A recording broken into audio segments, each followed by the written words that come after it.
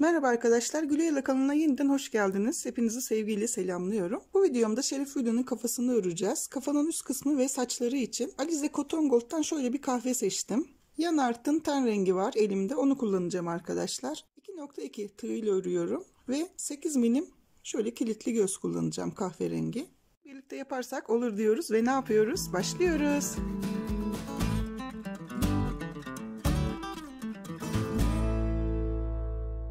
Sihirli halkayla başlıyorum arkadaşlar.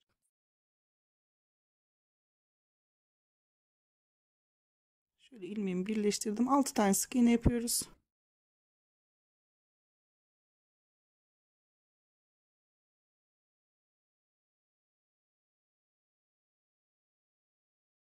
İlmeğimi çekiyorum.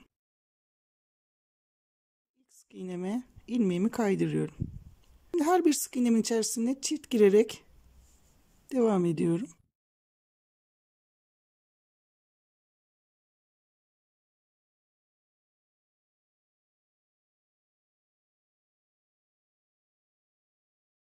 Son çiftimi de yapıyorum arkadaşlar. Şimdi buraya bir tane işaretleyici koyacağım. Bir tek bir çift yaparak bir sıra örelim. Bir tek bir çift.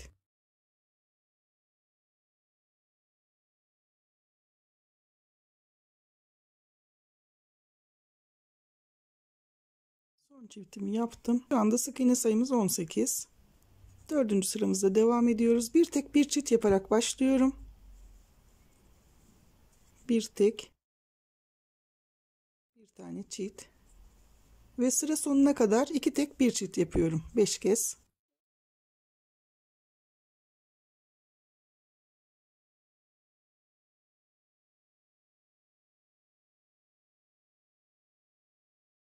Son çiftimi yapıyorum ve bir tane sık iğnem var, onu da örüyorum arkadaşlar. 5. sıramızdayız. 3 tek bir çift yaparak devam ediyoruz.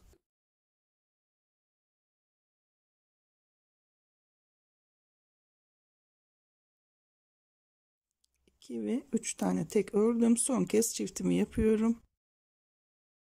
6. sıramızdayız. Önce 2 tek bir çift yaparak başlıyorum. 1 2 tek bir tane çift.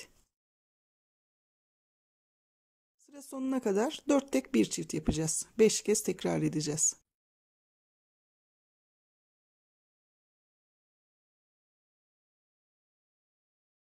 4 tane tekimi yaptım. Son çiftimi yapıyorum bu sıradaki. 2 tane sık iğnem var, onları da örüyorum.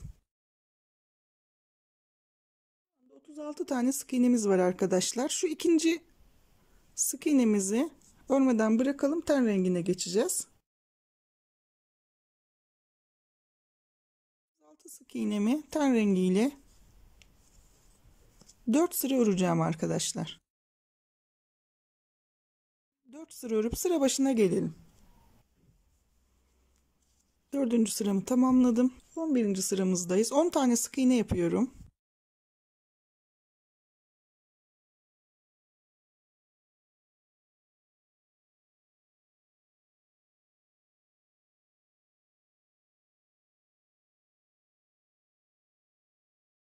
Bir tane azaltıyorum. 2 tane sık iğne yapıp bir tane daha azaltıyorum. 1 2 4 tane sık iğne yapıp bir tane daha azaltacağım. Ve 4. Üçüncü azaltmam. 2 sık iğne yapıp bir tane daha azaltıyorum son kez. 4 tane azaltma yapmış oldum bu ön tarafta. 10 tane sık iğnem var sıra sonuna kadar. Kalan sık iğnelerimizi örelim.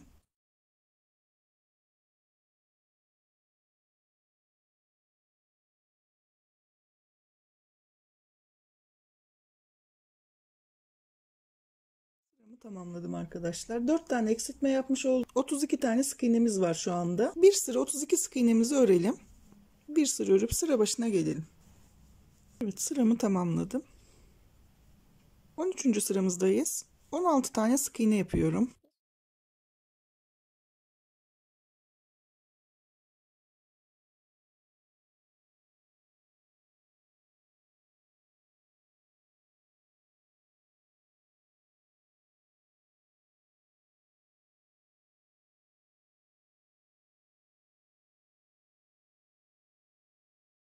3 tane sık iğne yapıyorum. Aynı sık iğnenin içerisine 3 kez giriyoruz. 1, 2 ve 3.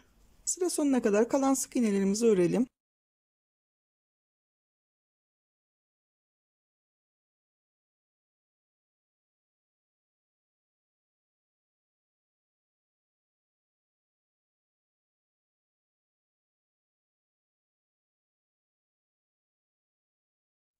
...15 tane sık iğnemi ördüm. Sıramı tamamladım arkadaşlar. 14. sıramızdayız. 16 tane sık iğne örüyorum tekrar.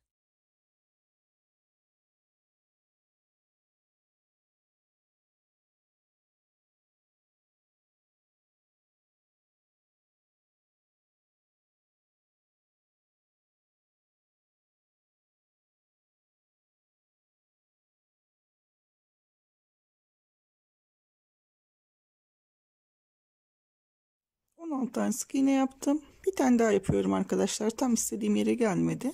17, yani bir tane daha yaptık. 17 tane sık iğne yapmış olduk. Burada bir tane artırıyorum. Çift giriyorum. Kalan sık iğnelerimi sıra sonuna kadar örüyorum.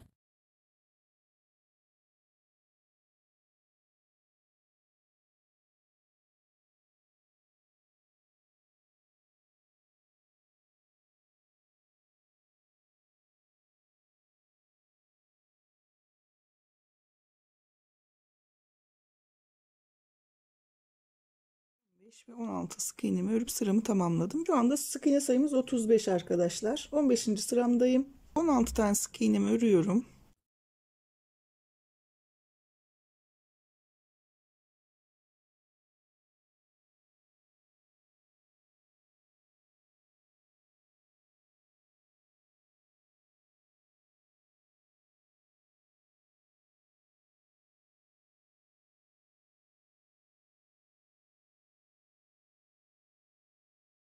Burada bir tane artırıyorum. Bir tane çift yaptım. Bir tek bir çift yapıyorum tekrar.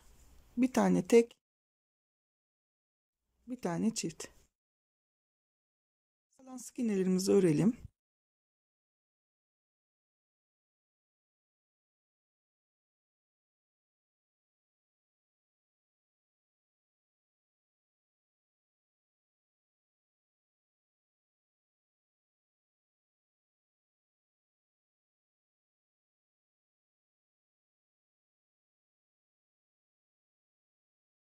Sık iğne ördüm ve sıramı tamamladım arkadaşlar. 2 tane daha arttırma yapmış oldum.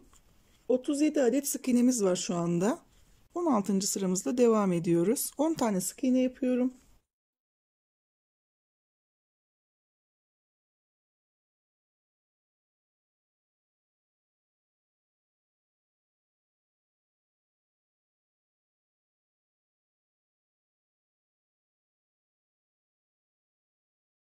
Bir tane çift yapıyorum. 2 tek bir çift yapıyorum. 1, 2. İkinci çiftim bu. 3 tane sık iğne yapıyorum. 1, 2 ve 3. Bir tane çift yapıyorum. Bir tane tek, bir tane daha çift yapıyorum. Şimdi 3 tane sık iğne yapıyorum. 1, 2 ve 3. 5. çiftimi yapıyorum. Bir tane çift yaptım. 2 tek, bir çift yapıyorum. 1, 2 tane tek, bir tane çift. Son çiftim bu sıradaki. 6 tane artırma yapmış olduk arkadaşlar. Sıra sonuna kadar 10 tane sık iğnemiz var. 10 sık iğnemizi de örelim.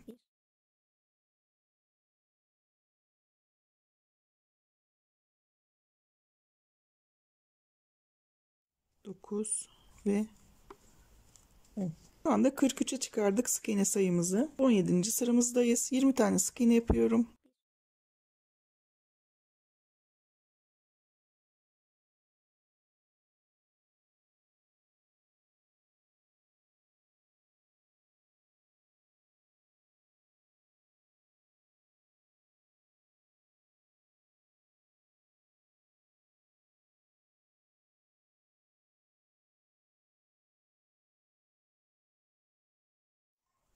19 ve 20. Bir tane çift yapıyorum.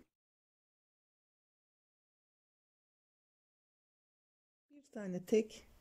Tekrar bir tane çift yapıyorum. Bir tane sık iğne yapıyorum. 1, 2 ve geri dönüyorum. Şöyle çeviriyoruz arkadaşlar. Şuradan sık iğnenin yan tarafından giriyorum. Şu şekilde. Bir tane sık iğne yapıyorum. Tekrar şu boştaki sık iğnemden giriyorum. Şuradan bakın.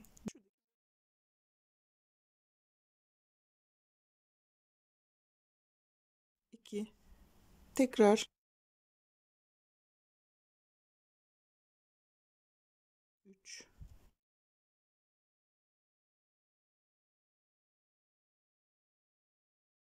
4 tane yandan ördüm. Geri dönüyorum. Zincir çekmiyoruz arkadaşlar. Şu ilk sık iğnemi örmüyorum. İkinci sık iğnemi örüyorum. Şöyle bir ve son sık iğnemi örüyorum. Bir tane daha atlıyorum.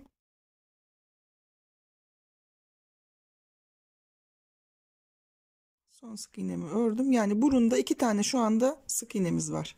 1 ve 2 tane sık iğne bırakmış olduk. Şimdi yan taraftaki şu yanaktaki boş olan sık iğneme şöyle sıkıştırıp kaydırarak birleştirdim. Kalan sık iğnelerimi örüyorum sıra sonuna kadar.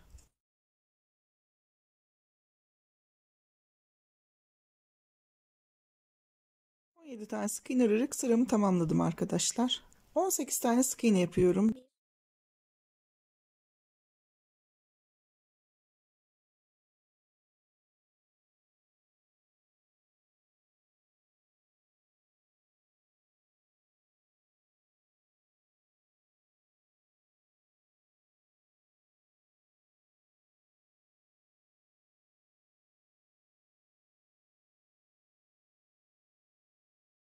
Ve 18 tane sık iğne ördüm. Şuradaki sık iğnemi örmüyorum. Bir tane burada atlayıp burundaki o 2 tane sık iğneyi öreceğim. Bunu ilk sık iğnemizi şöyle kaydırarak birleştirelim.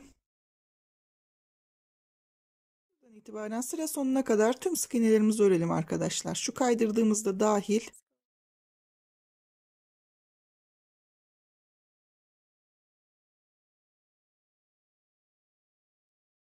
Sıramı tamamladım arkadaşlar. 38 tane sık iğnemiz olacak. Bir sayıp kontrol edin. Şimdi şurada gözleri takalım. Yanak kısmının geri kalanına o şekilde devam edelim. Şöyle 4 kat ipi yarı yarıya düşürüyorum arkadaşlar. Şöyle ayırıyorum. Olarak da 1,7. Şimdi sihirli halkamı yapıyorum.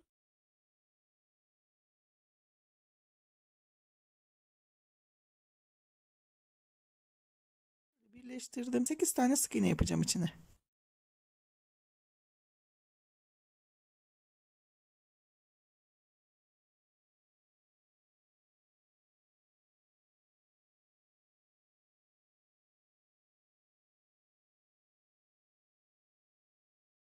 Biraz çekiyorum arkadaşlar ama burada bir boşluk kalsın. Gözü geçirdikten sonra sıkıştıracağız sihirli halkamızı.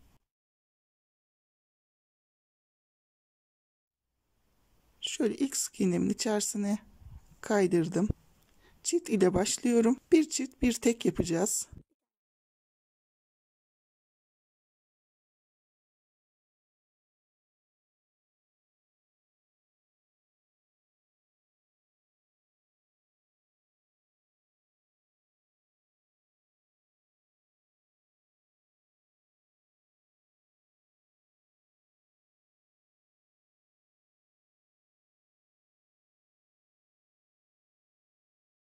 Son sık iğneme bir tane tek yapıyorum ve sıramı tamamlıyorum. Devam ediyorum. 2 tek bir çift yapacağız.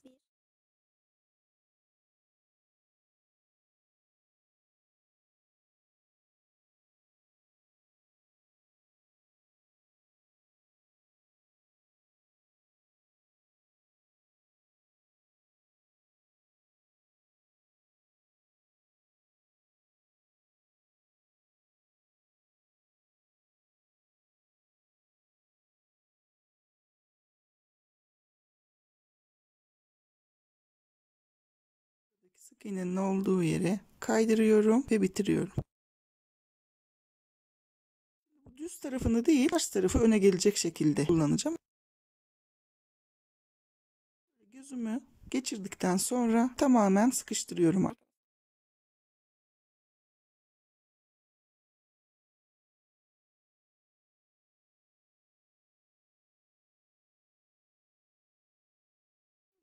Üç tane artırma yaptığımız sık iğne var bakın. 1, 2, 3 tane artırma yaptığımız sık iğne. Bunun şu alt hizasına takacağız. Yanındaki sık iğneden sayıyorum. 1, 2, 3 sık iğne sonrasına soldakini takıyorum.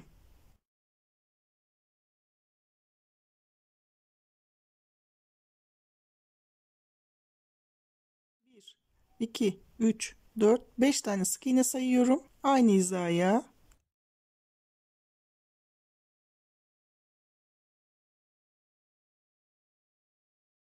Bu şekilde takalım gözlerimizi.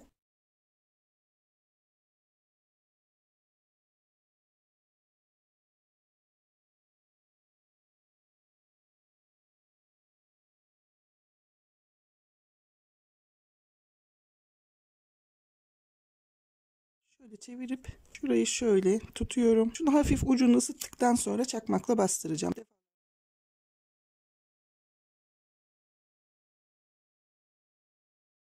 Bu şekilde kilitlemiş oluyorum. En azından güvenliğini artırmış oluyorum. En pratik yöntemi bu ama silikonla falan yapıştıran arkadaşlar da var. O şekilde de yapabilirsiniz.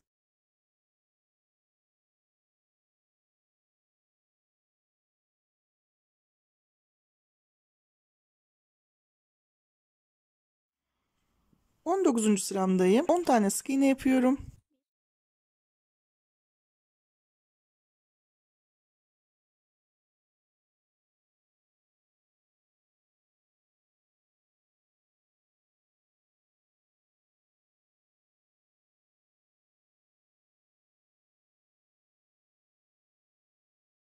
Bir tane azaltıyorum.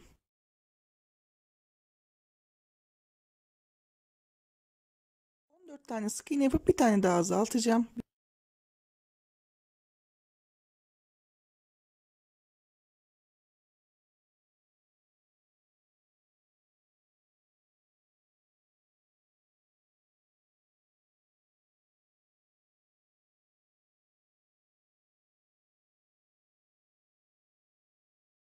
Bir tane daha azaltıyorum. Sonuna kadar kalan sık iğnelerimizi örelim. 10 tane sık iğnemiz olması lazım.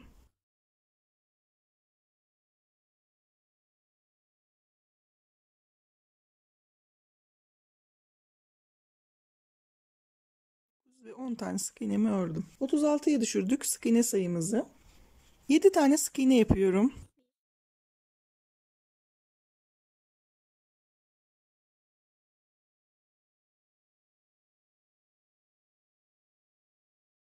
Bir tane artırıyorum. Çift giriyorum buraya. 2 tane sık iğne yapıp bir tane azaltıyorum. 1, 2. Burada bir tane de kesiyorum. 12 tane sık iğne yapacağım.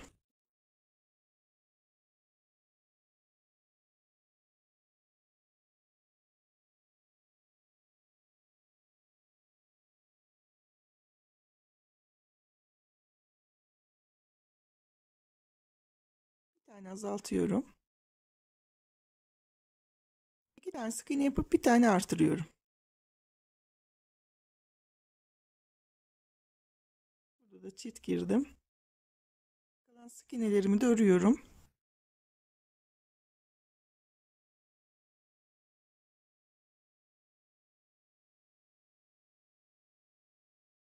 Şu anda 36 tane sık iğnemiz var. Bu 36 sık iğnemizi 4 sıra örelim arkadaşlar. 4 sıra örüp sıra başına gelelim.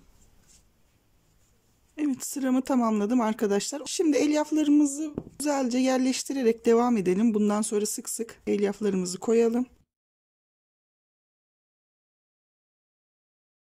10 tane sık iğne yapıp bir tane azaltıyorum.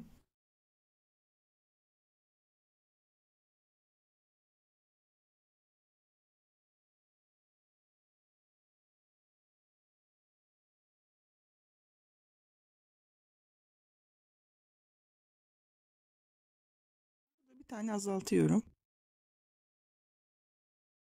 3 tane sık iğne yapıyorum. 1, 2, 3. Bir tane çift yapıyorum. 2 tane tek. 1, 2. Bir tane çift yapıyorum. Tekrar 2 tane tek.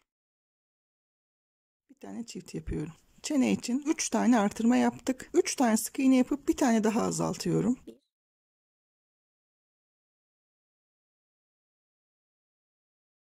Bu da bu sıradaki ikinci azaltma. Sık iğnelerimi örüyorum.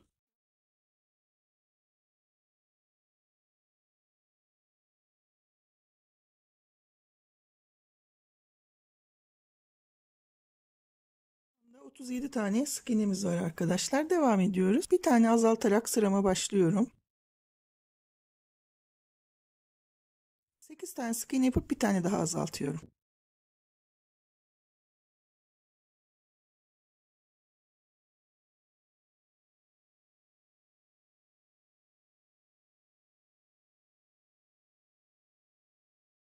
Ve 8.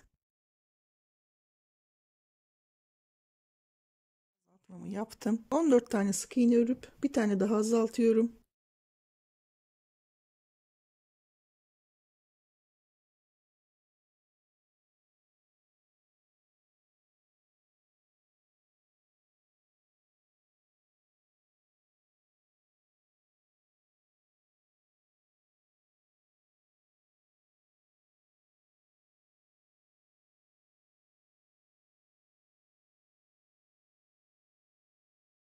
Üçüncü kez azalttım. Kalan sık iğnelerimi örüyorum.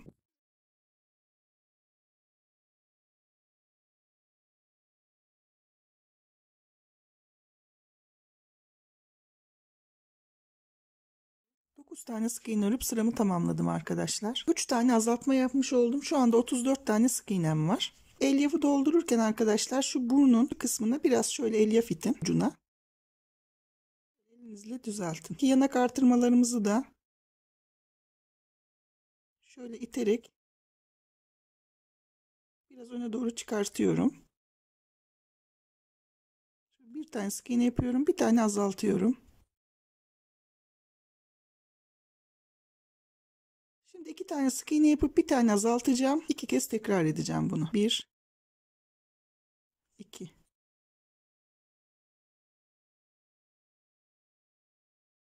Bu ikinci azaltmam, sıradaki.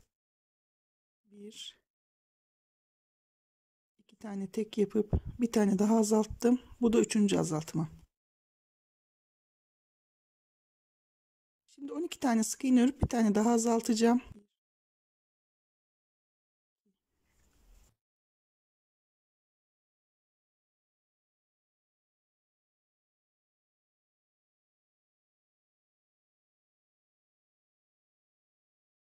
11. 12 tane sık iğne ördüm. Dördüncü kez azaltıyorum. Şimdi 2 sık iğne yapıp bir azaltacağım. Yine 2 kez tekrar edeceğim. 1, 2. 5. azaltmam oldu. Tekrar 1, 2 dedim. Son kez azalttım ve bir tane sık iğnem var. Onu da ördüm. Devam ediyorum. 3 tane sık iğne yapıyorum. Bir tane azaltıyorum. 1, bir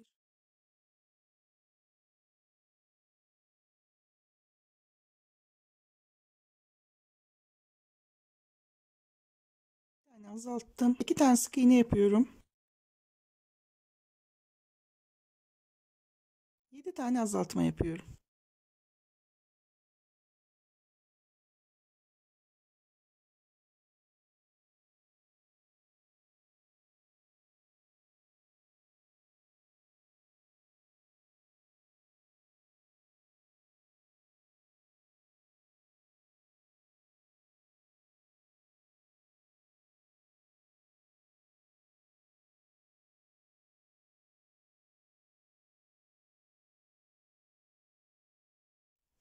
Yedi tane azalttım. 2 tane sık iğne yapıp bir tane daha azaltıyorum.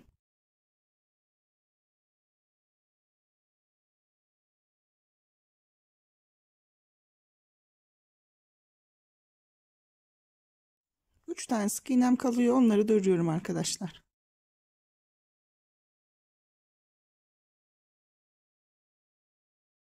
Şimdi 3 tane sık iğne yapıyorum.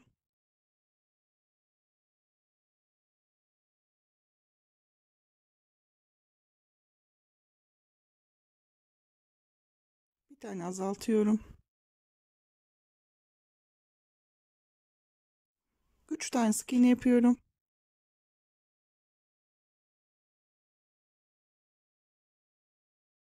İki tane yan yana azaltma yapıyorum.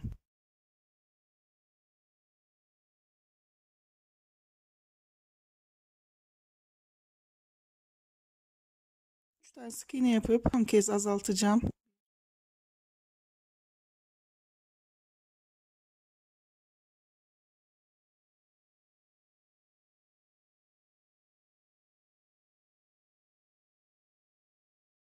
Bir tane sık iğnem kaldı. Onları da örüyorum arkadaşlar.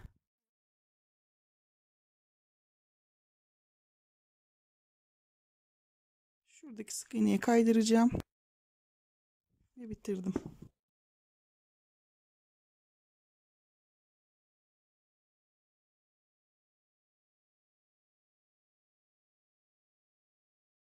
İğneye doğru güzelce şekil veriyorum.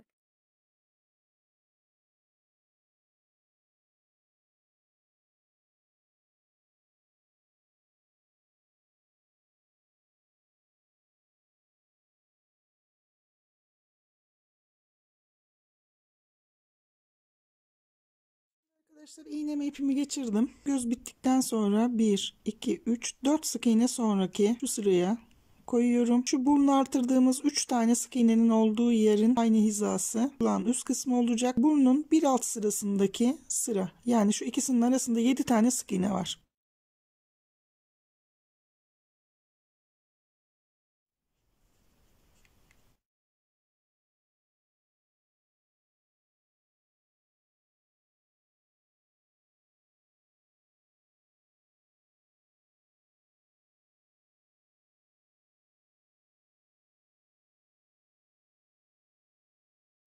Gergin olsun arkadaşlar. Buradan 4 kere falan girip çıkacağım.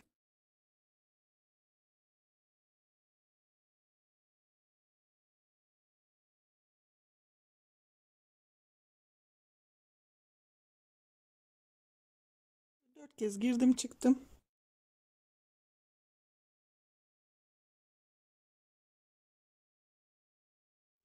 Böyle 1, 2,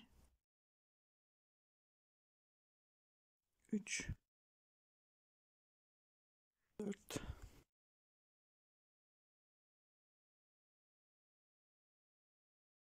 Şöyle 5 tane sık iğne yaptım. Biraz aşağıya doğru çekiyorum. İkili trabzan yapacağım.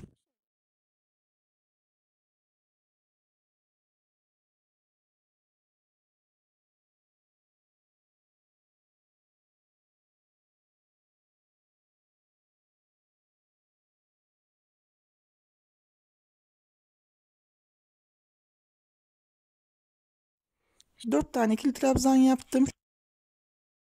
Bir tane sık iğne yapıyorum. Bitirdim.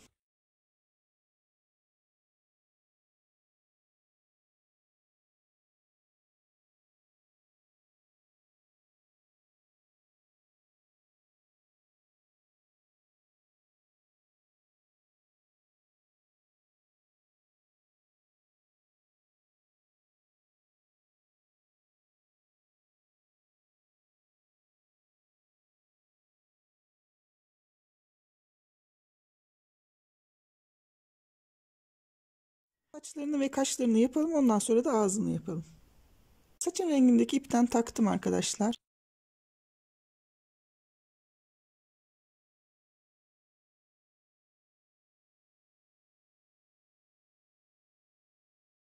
Yüzün bir sıra yukarısından yan tarafından çıktım. 4 sık iğne sonra aynı hizadan girip böyle bir üst sıradan iğnemi çıkarttım.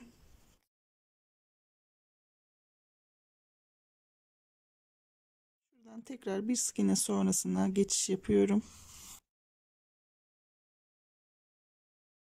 Buradan da kaldıracağım. Çünkü yuvarlak bir görüntü olması lazım.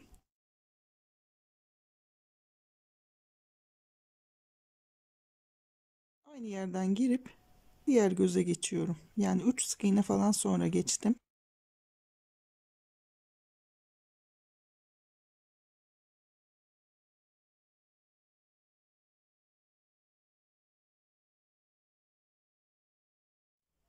Saç kısmını yapacağız. Kulağın olduğu sık iğne şurası. Bu sık iğneyi de sayarsak 1, 2, 3 sık iğne sonrasında kafanın kahverengisinin hemen şöyle ikinci sırasındayım.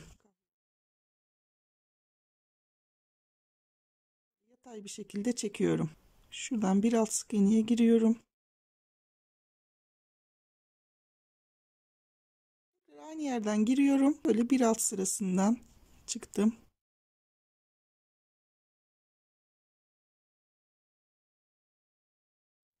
Gergin yapıyorum. Yine aynı yerden girip bir alt sıradan çıkacağım.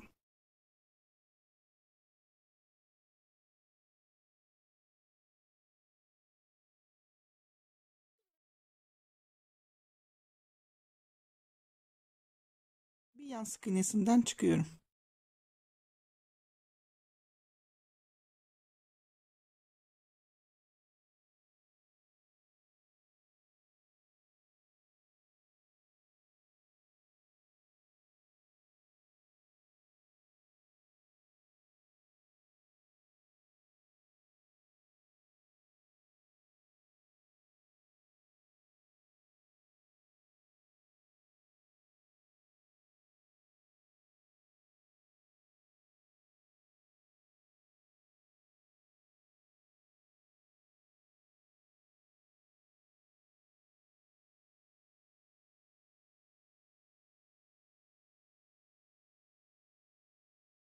Aynı yerden giriyorum.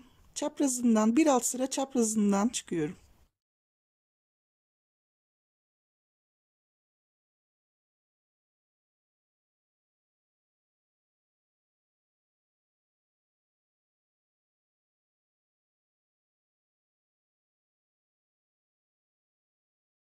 Aynı yerden giriyorum.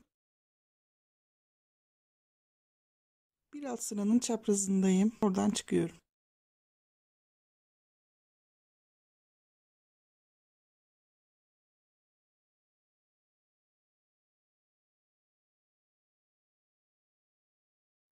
Aynı yerden girip bir alt sıranın çaprazından çıkıyorum.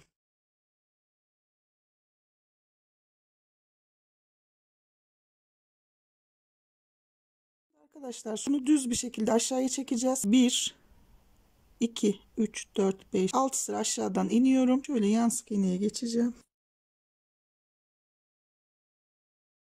Girdiğim yerden giriyorum. Çaprazından alttan çıktım.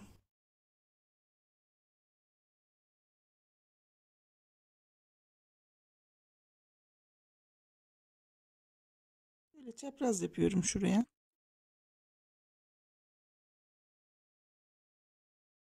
Yanı da aynı burası gibi yapalım arkadaşlar. Ondan sonra üst kısmını yapalım. Şurada gösterdiğim şekilde bu yan tarafı yapın. Şu yan tarafı da diğer tarafa benzeterek yaptım. Şu üst kısma şöyle hafif kakül gibi yapacağız.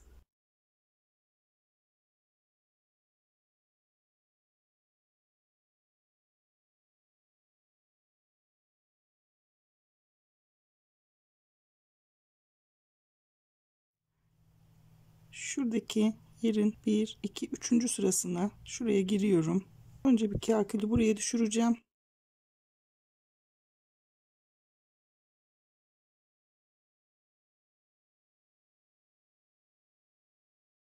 İğnemi aynı yerden sokup 2 sık iğne sonrasından çıktım.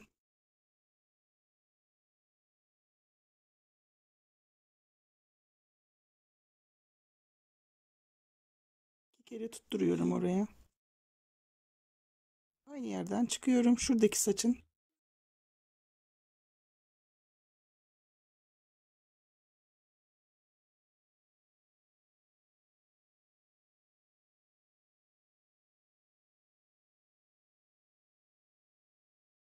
aynı yerden girip saçı tutturmak için şöyle ortaya doğru gidiyorum.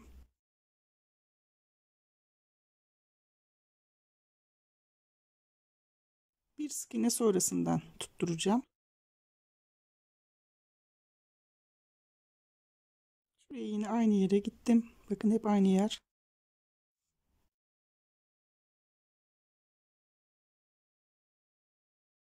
Şu girdiğim yerin bir sonraki yanındaki sık iğneden çıkıyorum bu sefer. Hemen şu tutturduğum yer birbirine yakın. Bir sık iğne sağ, bir sık iğne sol şeklinde. Şöyle bir iki sık iğne sonrasından şöyle çektireceğim. Burası yine aynı yerden çıkıyorum.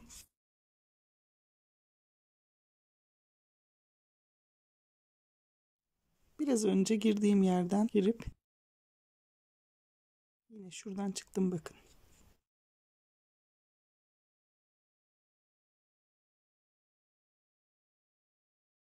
Bir sık iğne sonrasından alttan tutturuyorum. Yine aynı yerden çıktım.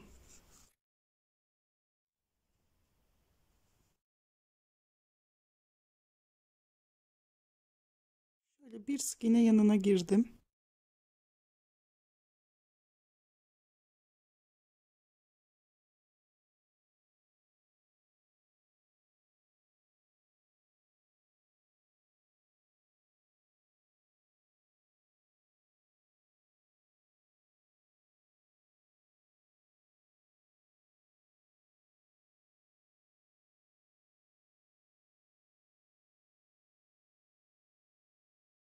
Bir sonraki sık iğneden giriyorum.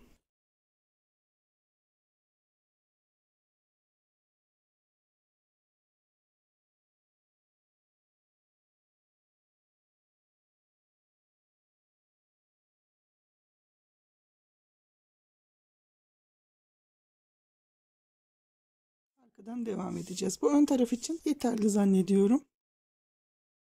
Şöyle bakın bir saç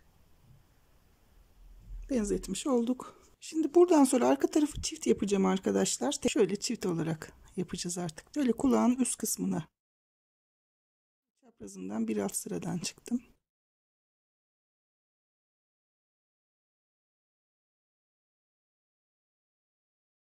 Aynı yerden girip bir alt sıradan çaprazdan şöyle çıkıyorum. Bu sıradan çünkü devam edeceğim.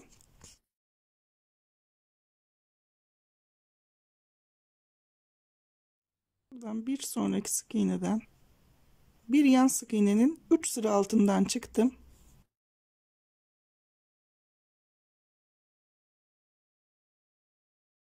Aynı yere giriyorum. Bir yan sık iğneden çıkıyorum.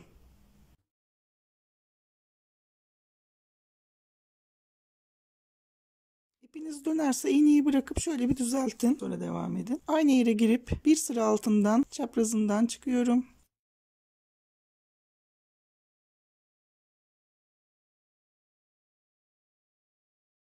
Aynı yere giriyorum. V'ler atıyor gibi düşünün arkadaşlar. Bir yan sık iğneden çıkıyorum.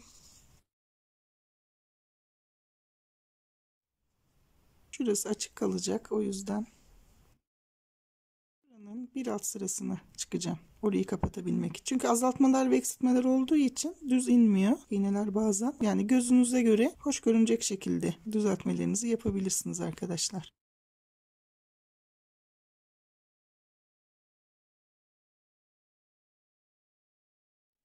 Aynı yerden girip çaprazından bir alt sıradan çıkıyorum.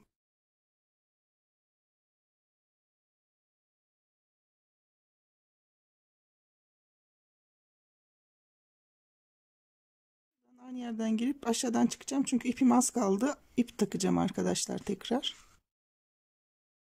Yan sık iğneden artık şöyle birkaç sıra düz gidip daha sonra şu kulağın arkasında yine burada bir V oluşturacağız. Yani şöyle şu şekilde. O yüzden şöyle yan sık iğnesine geldim. Düz bir şekilde devam edelim şuraya kadar.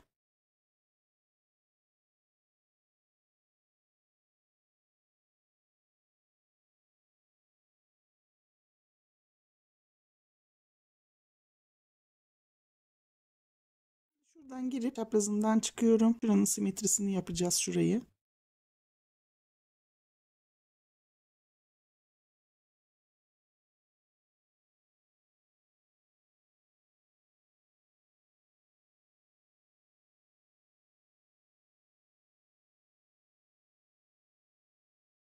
Aynı yerden girip bir üst sıra çaprazına çıkıyorum.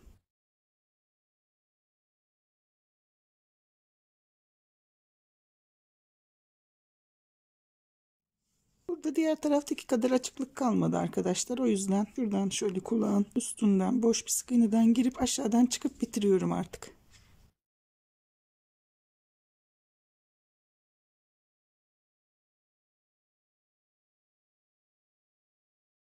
Bakın. Sadece şu kısmı birazcık daha şöyle kapatmak istiyorum arkadaşlar. Orası hoşuma gitmedi. Rutuş gibi yapacağım. Biraz fazla açık oldu. O yüzden düzeltme yapmak istiyorum. Şu kısımda şöyle bir ovallik vereceğim.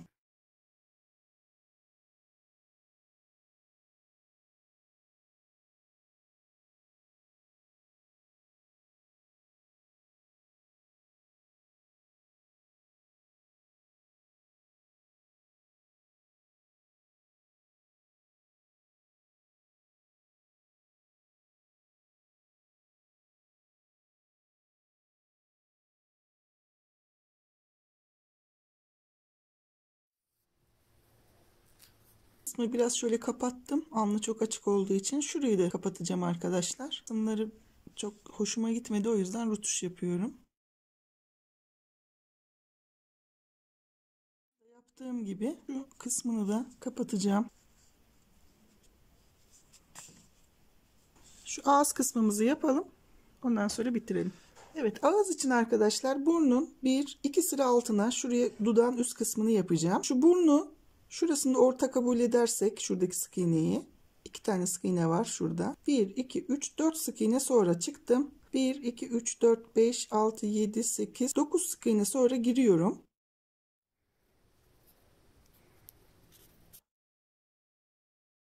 Şöyle aynı yerden çıktım bakın.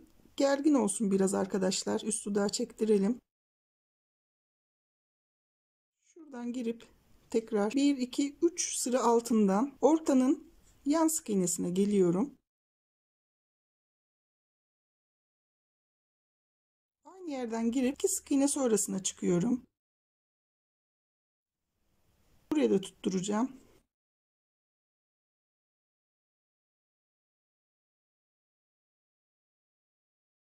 Buradan kenarından tekrar çıkıyorum.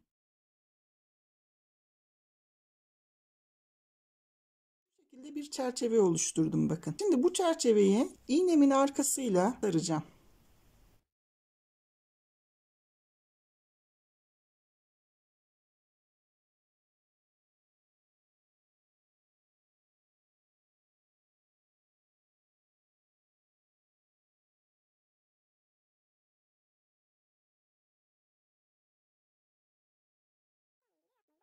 Şöyle bakın başa kadar geldim. Buradan içeri girip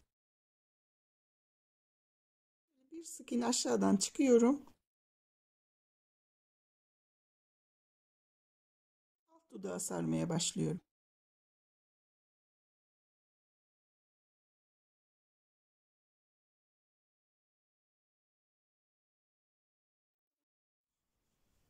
Uca kadar gelip ipimi şuradan aşağıdan çıkartıyorum artık.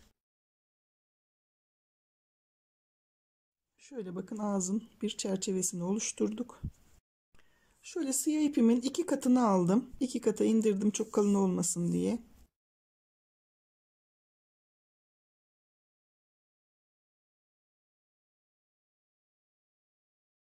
Bu kısma kadar siyahla dolduracağım. En üst kısmı beyaz yapacağım. Bir de en altın şu orta kısmına beyaz yapacağız. Yani diş görüntüsü vermek için. Çerçevenin dışına çıkmadan alt kısmından yapalım.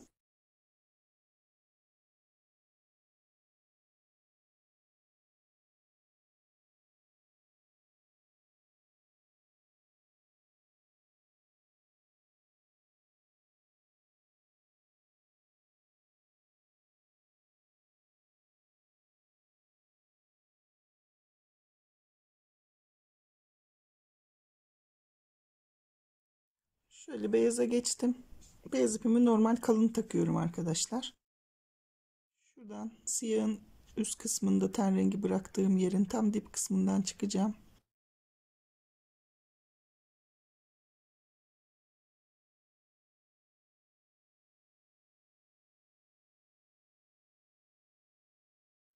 Tekrar bir kat daha yapacağım beyazı.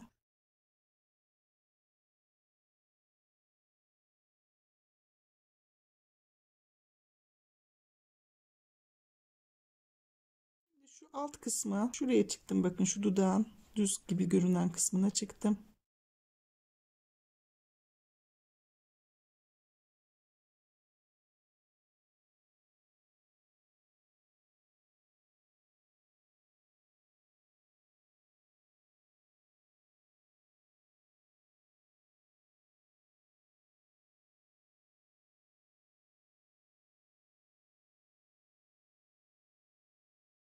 Ben çıkıyorum artık. Evet, bu şekilde alt dişini de bakın yapmış oldum. Şu burun kısmını, şu üst kısmı şöyle bir tane dikiş atacağım. Birbirine hem şu gözleri yaklaştıracağım. Hem de onun burnu böyle ince ve sivri biliyorsunuz. O görüntüyü vermek için yapıyorum. Arzu ederseniz yapmayı da bilirsiniz. Böyle de bakın çok güzel. Burası 3 tane artırma yaptığımız yer. Bir alt sık iğnesinden şu yan tarafından çıktım arkadaşlar.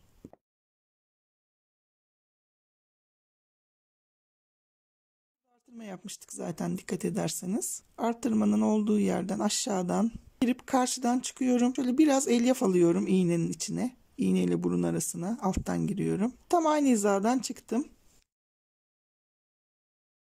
Şöyle gözlerimi elimle yaklaştırıyorum. Bir üst sıradan giriyorum. Diktiğim yerin alt kısmındaki sık iğneden çıkıyorum. Karşılıklı dikmemiz gerektiği için çektiriyorum arkadaşlar, şöyle bakın.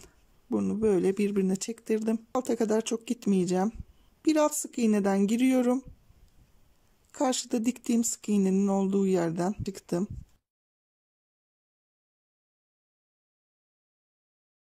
Artık aşağıdan çıkıyorum. Yeterli bu. 2 sıra falan dikiş atmış olduk karşılıklı. Şöyle bir düzelteyim. Şu ikinci sıradan itibaren 1-2 sıra karşılıklı dikiş atmış olduk arkadaşlar. O kadar. Ve kafayı bitirmiş olduk arkadaşlar. Teşekkür ederim benimle birlikte ördüğünüz için. Lütfen beğen butonuna basmayı ve abone olmayı unutmayın.